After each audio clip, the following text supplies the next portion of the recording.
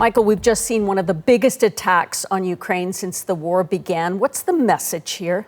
There are a few messages. One is to the Ukrainians from the Russians. We're trying to wear you down. We want you to force your president to make concessions, give up territory. We want to force you to leave Ukraine.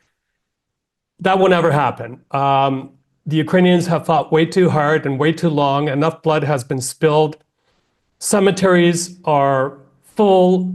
They're getting even bigger. I just walked by a military cemetery and I cannot believe how much it's grown over the past few weeks.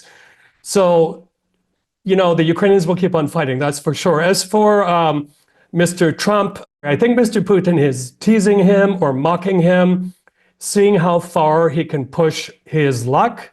The problem right now is that there are no solid red lines for Mr. Putin or any other autocrats for that matter. There are dotted lines or gray lines, and they're saying how far they can push. I mean, for Russia to strike more than one diplomatic property in one day is a pretty big thing.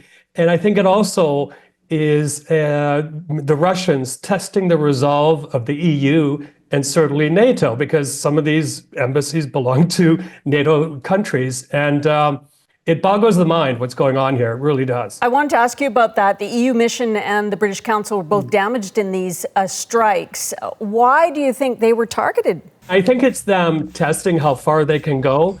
When we heard today the reaction from the EU chief saying we're outraged, well, I'm sorry, that's not good enough. And I've spoken to enough Ukrainians today to really get a sense of how they're feeling about this. And they're saying words just don't work anymore.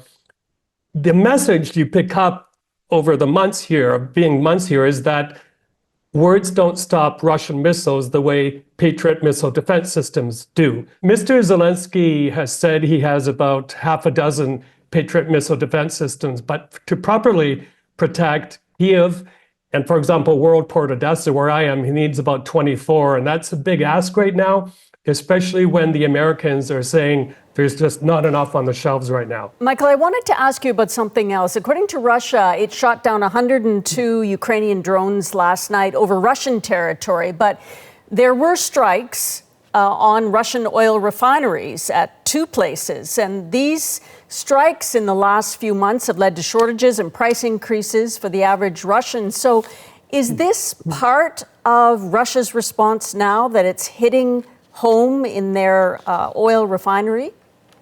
Yeah, absolutely. And the headlines in the Russian newspapers about 24 hours ago was a lot about inflation in Russia and about gas shortages at the pump in the more remote parts of Russia, not in Moscow or St. Petersburg, but it's kind of boiling up the anger there right now. And this is what the Ukrainians wanted to happen. It worked, is that they're bringing this war to the doorsteps of ordinary Russians. This is what happens, Susan, is that when Ukraine strikes very, very hard, especially at things like the Kerch Strait Bridge, the Russians hit back very hard.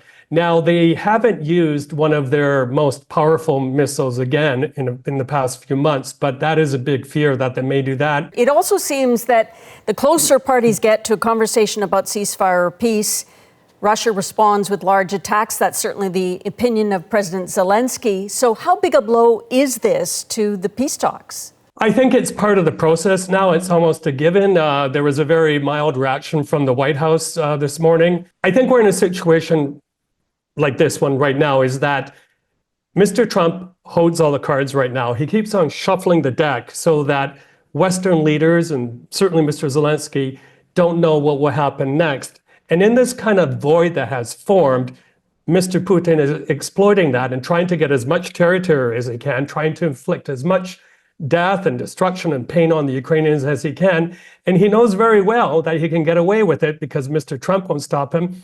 And all we're getting from European leaders, again, are statements of outrage. Do you think there will be a change in strategy as a result of this attack? I mean, Ukraine is saying that officials will be meeting with U.S. representatives in New York on Friday. Will there be a shift? I don't believe so, but I think there is a shift or an indication, finally, of something that may happen in Brussels. The EU chief said today that they may finally look at unfreezing the 190 billion euros in frozen Russian assets. That could go to Ukraine. It could make a big, big difference in terms of their ability to buy more arms. The other thing the Europeans said today is they're working on a 19th package of sanctions. Had they thrown everything they could at the Russians on day one of the war, it would have made a very, very big difference then. I don't think we would be where we are right now if that happened. All right, Michael, thank you very much. My pleasure.